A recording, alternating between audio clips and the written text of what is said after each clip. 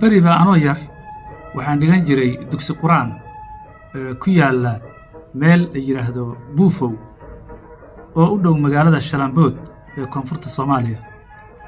marka xilligaas isaga ah aniga af maymayda aad uma aqoonin halka ardayda iskuulkana ay iyo macallinkan ay ku hadli jireen luqadda afka maymayga.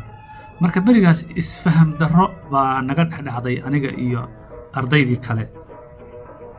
maalin baa waxaa dhacday cashar baa la ii dhigay quraana casharkii baan ka soo baxay kadib macallinka wuxuu igu yidhi kitaabka qaado akhriso. kitaabka markaan soo akhristay waan soo celiyey markaasaan ku idhi macallinkii macallin bahalka iga qabo.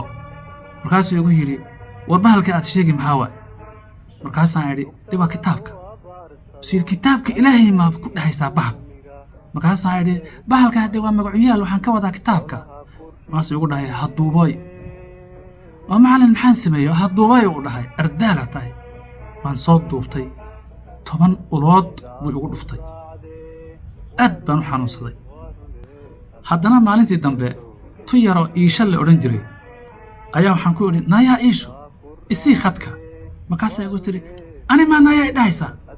markaasaan idhi haddaa maxaan ku dhihi lahaa ma wiil baa tahay. markaasay igu tiri macallin ariirkan naayaa igu dhahay maxamed daare kaale gabadha naayaa maa ku tiri hadde maxaan dhahaa maxaan dhihi lahaa haduubay wuu ii duubaysaa 6 ulood buu igu dhuftay oo kala daran. war ilaahay amarkii badana wax badan kama soo wareegin. maalintii dambe wiil aweys la dhaho aan ku idhi waryaa aweys. markaasuu ani ma waryaa hadda maxaan ku dhahaa ma naayaa baan ku dhahaa soo wiil ma tiid. aweys macallinku tagay macallin ariirkan wuu waalan yahay waryaa igu dhahay maxamed kaale haduubay. macallin maxaa sameeyay maalin walba haduubay baad leedahay waryaa maxaa u dhahaysaa adigu wartaa naareed haduubay 5 ulood oo kala daran buu igu dhuftay. maalintii dambe yaa anoo macallinka looxina u dhibaarmaan macallin bahalkadan idhi baan isku naxay ulihii baan ayaan xusuustay moogtahay waan cararay gooran irinta ka baxay ma xusuusan. marka gurigayagii baan tagay maalinta macallinka iga dameeyay wuxuu yidhi maxamed hala soo celiyo.